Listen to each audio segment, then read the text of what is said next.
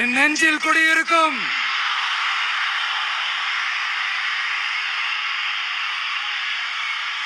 புதுச்சேரி மக்கள் உங்கள் அனைவருக்கும் என்னுடைய வணக்கம். வணக்கம் வணக்கம். எல்லாரும் எப்படி இருக்கீங்க?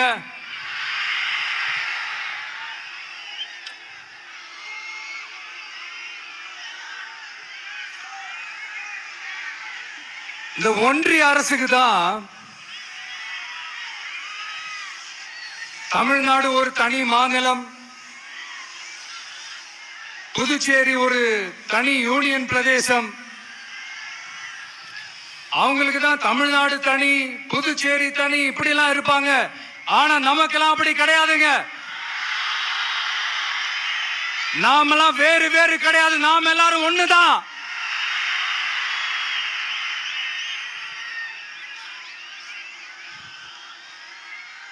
தமிழ்நாடும் புதுச்சேரியும் தனித்தனியாக இருந்தாலும் நாம் எல்லாரும் ஒண்ணுதான். நாம் எல்லாரும் சொந்தம் தான்.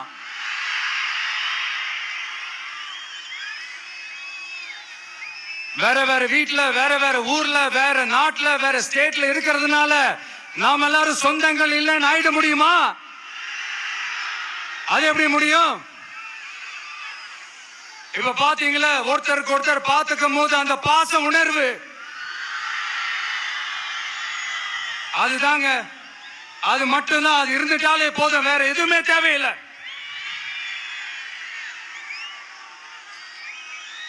அதனால தமிழ்நாடு, புதுச்சேரி, கேரளா, கர்நாடகா, ஆந்திரா மட்டும் இல்ல, உலகத்துல எந்த மூலையில நம்ம வகைரா இருந்தாலும் அவங்க எல்லாருமே நம்மளோட உயிர் தான். அவங்க எல்லாருமே நம்மளோட உறவு தான்.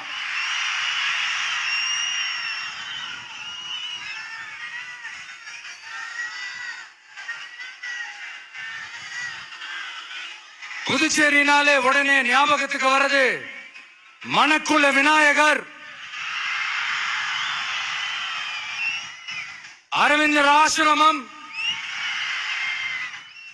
வில்லியனூர் மாதான் சொல்லி இவங்க எல்லாரும் ஞாபகத்துல வருவாங்க.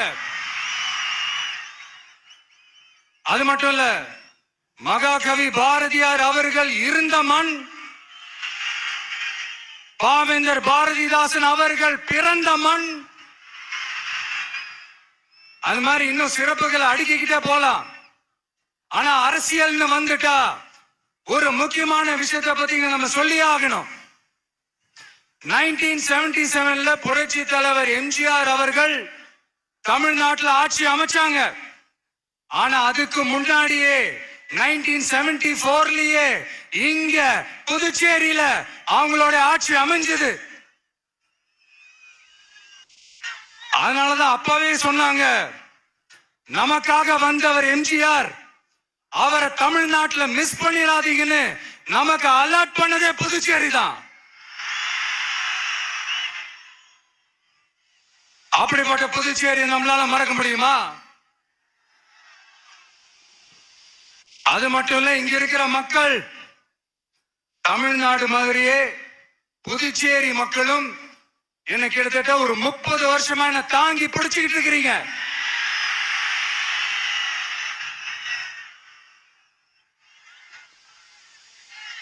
அதனால இந்த விஜய் தமிழ்நாட்டுக்கு மட்டும் தான் குரல் கொடுப்பான்னு நினைக்காதீங்க. அப்படி பண்ணாத தவறு புதுச்சேரி மக்களுக்கும் சேர்த்து தான் குரல் கொடுப்பான். அது என்னுடைய கடமையும் கூட. அதனாலதான் இங்க நீங்க ஃபேஸ் பண்ற பிரச்சனைகளை பத்தி இன்னைக்கு நான் பேசுறதுக்காக வந்திருக்கிறேன். அது மட்டும் இல்ல, இந்த புதுச்சேரி கவர்மெண்ட்டை பத்தி நாம சொல்லியே ஆகணும். இது டெஃபினட்டா தமிழ்நாட்டில் இருக்கிற மாதிரி நம்ம திமுக கவர்மெண்ட் மாதிரி கிடையவே கிடையாது.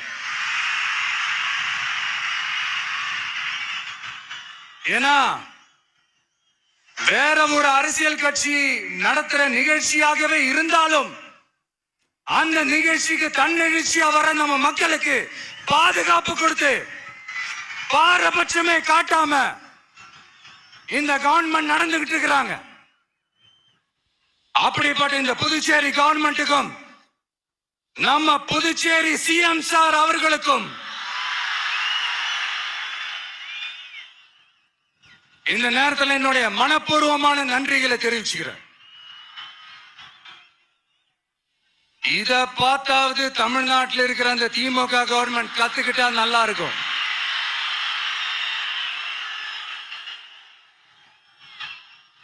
ஆனா அவங்க கத்துக்க மாட்டாங்க. பரவாயில்ல, வரப்போற எலெக்ஷன்ல 100% கத்துக்குவாங்க. அத நம்ம மக்கள் பார்த்துக்குவாங்க.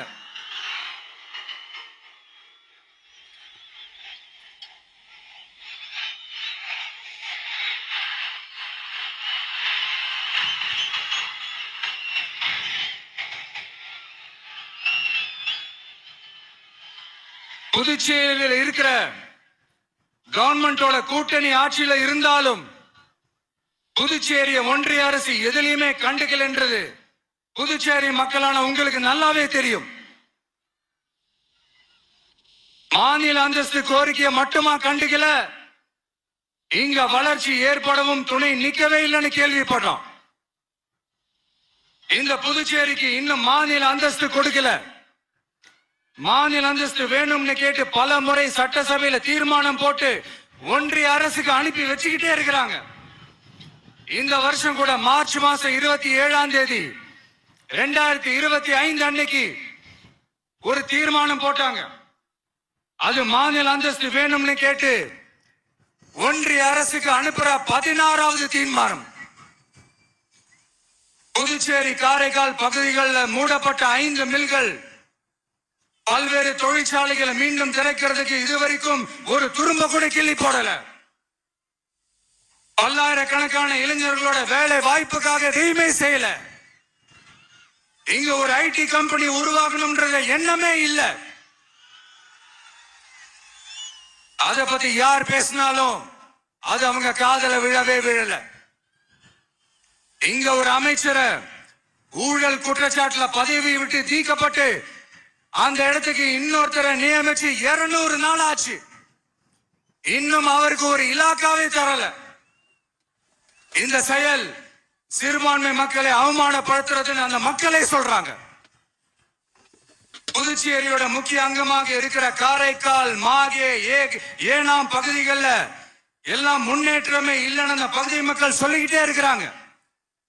குறிப்பா காவிரியோட கடைமடை பகுதியான காரைக்காலை மொத்தமா கைவிட்ட மாதிரி தான் இருக்குது.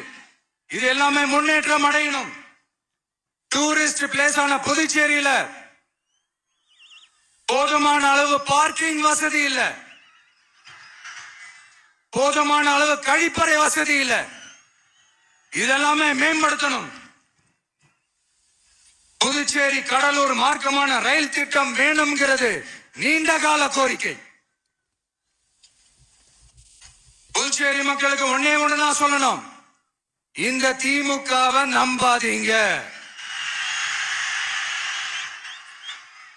அவங்களுக்கு உங்களை நம்ப வச்சு ஏமாத்துறது தான் அவங்க வேலையே.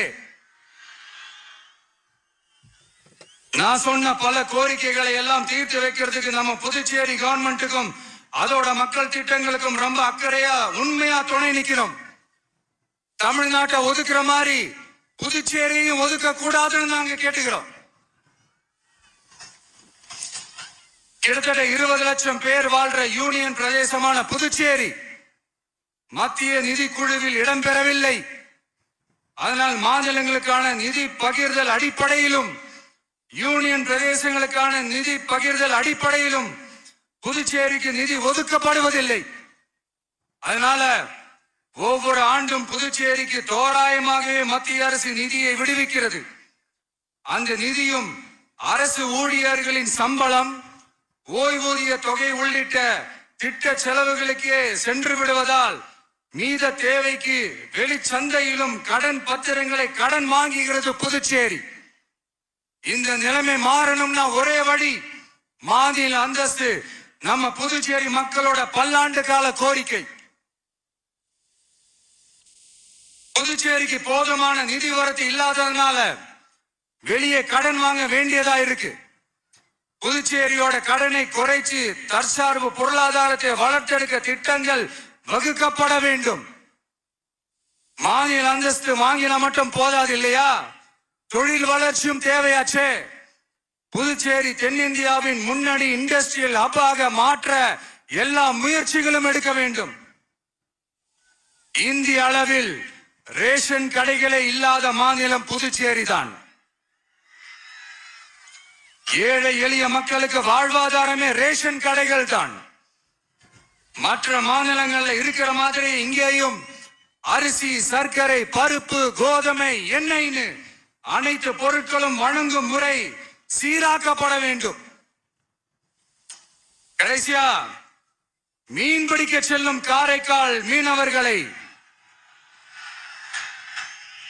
அடிக்கடி கைது செய்யும் இலங்கை கடற்படை அவர்களின் படகுகளையும் பறிமுதல் செய்து விடுகிறது.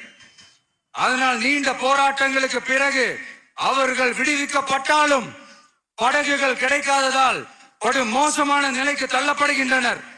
இந்த நிலை மாற வேண்டும். நான் மறுபடியும் சொல்றேன், இந்த விஜய் புதுச்சேரி மக்களுக்காகவும் எப்பவும் துணை நிற்பான்.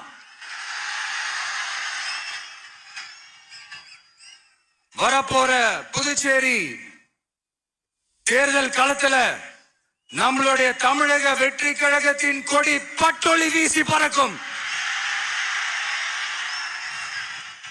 கான்பிடென்டா இருங்க, நல்லதே நடக்கும். வெற்றி நிச்சயம். மீண்டும் சந்திக்கும் வரை நன்றி, வணக்கம்.